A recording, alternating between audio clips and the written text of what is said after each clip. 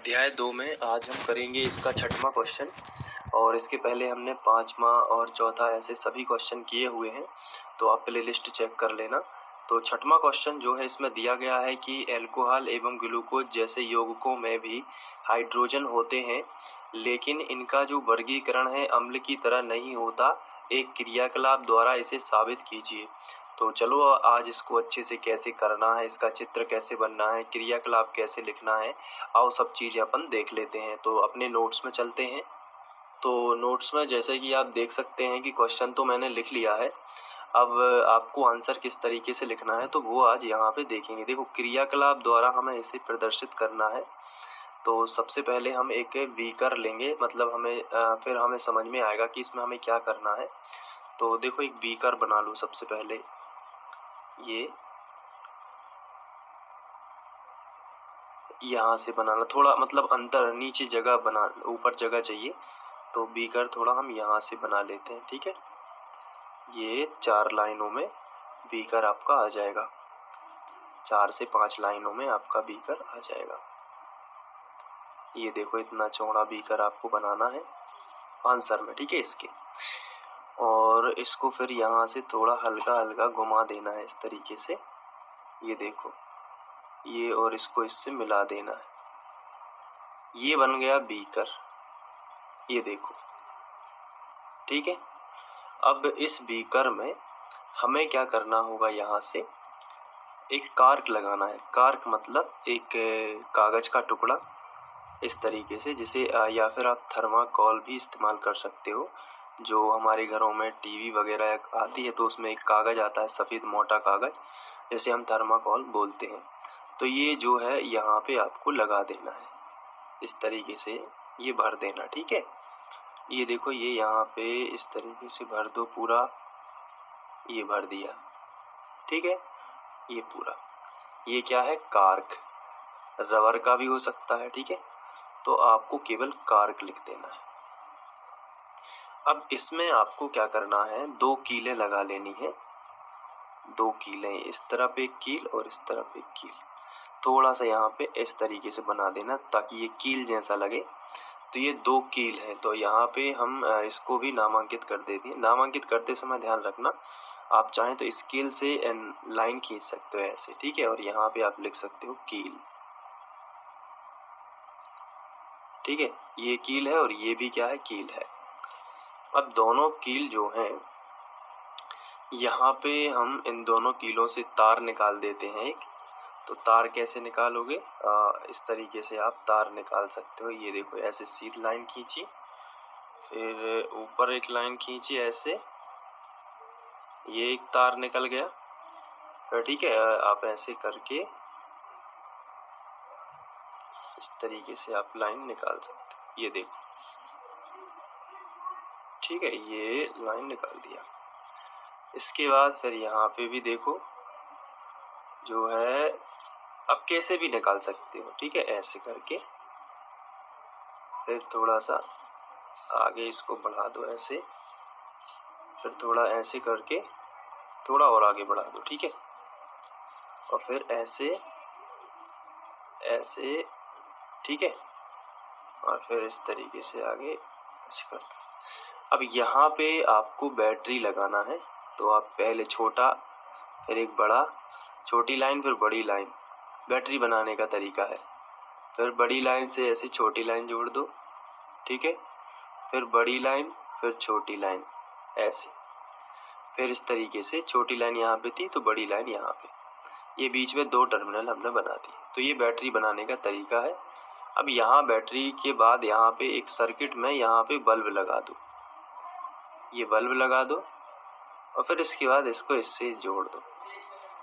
ये होगी battery 6 volt. तो यहाँ पे हम लिख देंगे बैटरी 6 वोल्ट, 6 वोल्ट की बैटरी। ये माइनस है और ये क्या है, प्लस है। यहाँ पे आप स्विच दे सकते हैं। तो आपको यहाँ पे मतलब जो स्विच लगे होते हैं जिसको ऑन ऑफ करते रहते हैं हम लोग, तो वो स्विच कहलाता है। तो यहाँ पे हम स्विच दे सकते हैं, ठीक है। अभी आपको क्रियाकलाप समझ में आएगा। अब ये जो बीकर है, इसमें हमें क्या करना है, यहाँ पे 100 ml का बीकर होगा।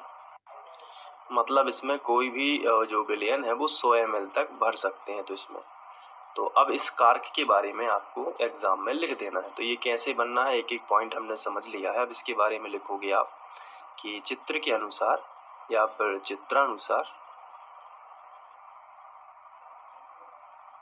चित्रानुसार एक एक कार्क पर 2 कीले लगाकर या फिर हम लिखेंगे चित्रानुसार एक 100 ml के बीकर में, तो यहाँ पे लिखेंगे चित्रानुसार एक 100 ml मतलब मिलीलीटर।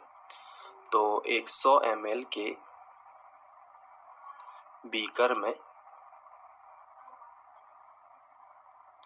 तो 100 ml के बीकर में, ठीक है। आगे लिखेंगे एक कार्क में, कार्क ये है, कार्क में 2 कीले लगाकर, कार्क में 2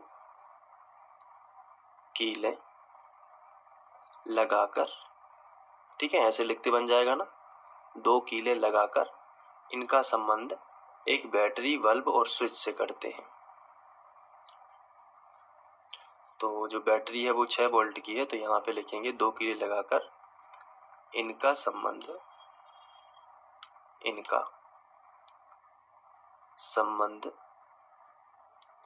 6 वोल्ट की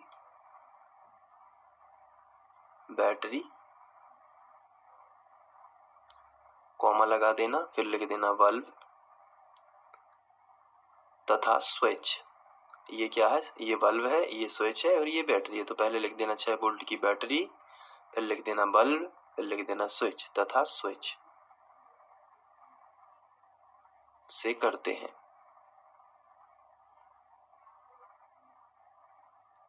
ठीक है, कर दिया।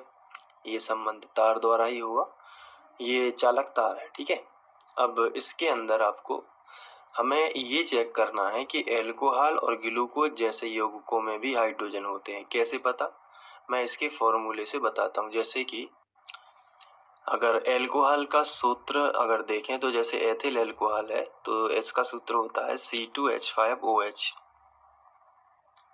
अगर मेथिल एल्कोहल देखें तो CH3OH। ये दोनों एल्कोहल हैं, दोनों में आप देख सकते हैं हाइड्रोजन है। तो और ग्लूकोज का सूत्र होता है C6H12O6। इसमें भी आप देखो, इसमें ग्लूकोज के सूत्र में भी क्या है, हाइड्रोजन है। तो इनमें क्वेश्चन में ये लिखा है कि एल्कोहल और ग्लूकोज जैसे यौगिकों में भी क्या होते हैं, हाइड्रोजन होते हैं। ये देखो आप, लेकिन इनका जो वर्गीकरण है वो अम्ल की तरह नहीं होता, मतलब इन्हें अम्ल नहीं माना जाता। क्यों नहीं माना जाता, तो इसके लिए हम एक क्रियाकलाप कर रहे हैं और क्रियाकलाप में हमने एक बीकर लिया है। बीकर के अंदर कार्क का एक टुकड़ा रखा है, उसमें 2 कीले लगा के उसका संबंध हमने 6 वोल्ट की बैटरी, बल्ब और स्विच से किया है। हम यहाँ पे बल्ब लिख सकते हैं, ये देख लो बल्ब लिख दिया। ये कार्क है, ये कील है। तो अपन ने इस चित्र के बारे में सबसे पहले लिख देना है कि चित्रानुसार 100 ml के बीकर में, ये 100 ml का है, इसमें कोई भी विलयन 100 ml का रहेगा। एक कार्क रहते हैं इसमें और उसमें 2 कीले लगा दिया है और इनका संबंध 6 वोल्ट की बैटरी से कर दिया है, बल्ब से कर दिया है और स्विच से कर दिया। इतना तो आप आराम से कर लोगे। इसके बाद हम आगे बढ़ते हैं, तो आप इसमें लिखोगे सबसे पहले पहला पॉइंट, इस बीकर में आपको थोड़ा सा HCl अम्ल ले लेना है। तो हम मान लेते हैं कि इसमें आपने यहाँ तक एक HCl अम्ल ले लिया, तो एग्जाम में आपको ये भर देना है। पेंसिल से बनाना है आपको हालांकि, ठीक है, पेंसिल से चित्र बनाए जाते हैं। ये मैंने ब्लैक कलर से यहाँ पे ये तनु HCl भर दिया।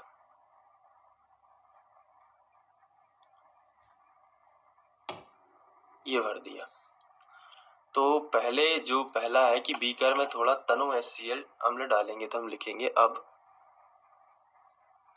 एक के बाद एक लिखते जाना आपको। अब बीकर में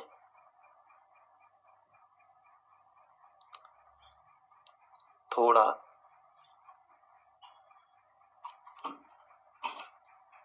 तनु HCl, तनु का मतलब होगा क्या, तनु HCl डालकर इसमें HCl डालेंगे तो HCl डालकर विद्युत धारा प्रवाहित कर देते हैं। ठीक है, तो लिखेंगे विद्युत धारा प्रवाहित करते हैं।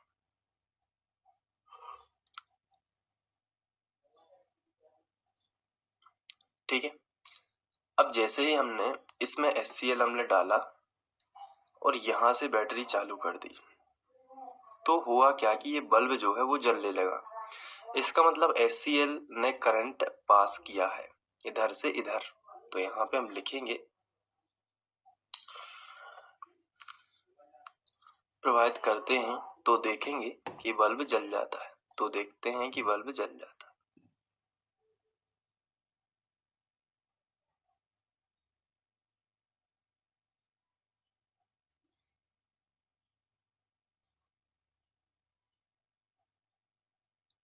ठीक है, तो ये पहला है, मतलब HCl अम्ल ने इन दोनों के बीच में, देखो ये तो विद्युत का प्रवाह नहीं कर सकता, ये तो कार्क है, विद्युत का कुचालक है।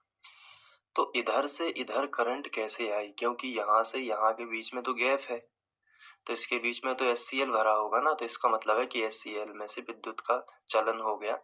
मतलब HCl जो है वो H प्लस और Cl माइनस दो भागों में बट जाता है, जो कि आवेश है। तो HCl के अंदर जो H प्लस और Cl माइनस होते हैं, ये करंट को एक जगह से दूसरी जगह लेकर गए हैं, जिसके कारण विद्युत धारा प्रवाहित हो गई है और ये सर्किट कंप्लीट हो गया। इन दोनों के बीच का गैप जो था वो कंप्लीट हो गया और बल्ब जल गया। तो HCl में से विद्युत धारा का चलन हो जाता है, इसलिए बल्ब जल गया है। ठीक है, अब इस प्रयोग को यदि हम H2SO4 के साथ दोहराएं तो अब जहां पे हमने HCl लिया था वहां पे अब हम H2SO4 ले लेते हैं। तो हम यहाँ पे लिखेंगे, अब पुनः बीकर में HCl के स्थान पर H2SO4 लेते हैं तो भी बल्ब जल जाता है। तो हमने ये लैंग्वेज लिखी कि अब पुनः बीकर में HCl के स्थान पर H2SO4 लेते हैं और विद्युत धारा प्रवाहित करने पर बल्ब जल जाता है। तो HCl में भी बल्ब जला है और H2SO4 में भी बल्ब जला है। H2SO4 दो भागों में टूटता है, 2H प्लस और SO4 डबल माइनस। ये आपको लिखना नहीं है नोट्स में, ये तो बस ऐसे ही समझा दिया है। H plus Cl minus, HCl ऐसे टूटता है और H2SO4 2H plus SO4 double minus में टूटता है तो भी बल्ब जल जाता है। इसका मतलब है इनमें से भी विद्युत धारा का प्रवाहन होता है। लेकिन अब इसके बाद यदि हम बारी बारी से प्रयोग दोहराएंगे किस किस के साथ में, अगर हम इसमें एल्कोहल लेंगे और ग्लूकोज लेंगे तो दोनों केस में हम देखते हैं कि बल्ब नहीं जलता है। तो हम लिखेंगे कि तीसरा जो है कि अब जो है H2SO4 के स्थान पर अगर हम ग्लूकोज और एल्कोहल बारी बारी से लें तो हम लिखते हैं कि H2SO4 के स्थान पर, मतलब H2SO4 ना लें यदि हम, उसकी जगह पर अगर हम एल्कोहल ले लें, एल्कोहल या फिर ले लें हम ग्लूकोज। ठीक है, तो एल्कोहल या ग्लूकोज दो में से कुछ भी ले लें।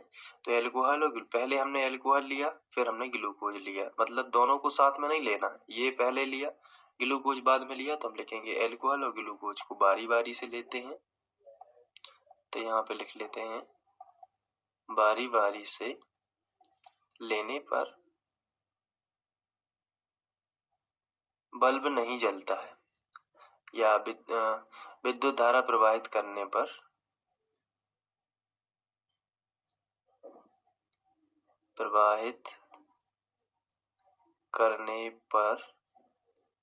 बल्ब नहीं जलता है, बल्ब नहीं जलता है। तो अब बल्ब क्यों नहीं जला, एल्कोहल और ग्लूकोज में बल्ब क्यों नहीं जला? तो इससे स्पष्ट होता है कि जो अम्ल के जो विलयन होते हैं वो विद्युत धारा के क्या होते हैं, चालक होते हैं। तो स्पष्ट है कि जो HCl है और H2SO4 ये दोनों अम्ल हैं। तो स्पष्ट है कि जो अम्ल के विलयन है वो कैसे हैं, विद्युत धारा का चालन कर रहे हैं, विद्युत धारा का चालन करते हैं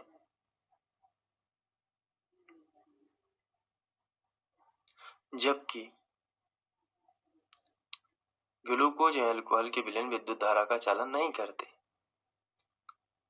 ग्लूकोज व अल्कोहल के विलयन विद्युत धारा का चालन नहीं करते।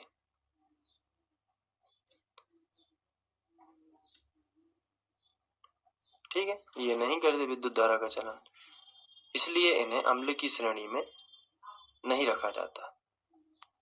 इसलिए इन्हें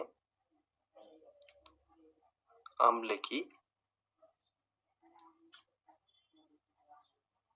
श्रेणी में नहीं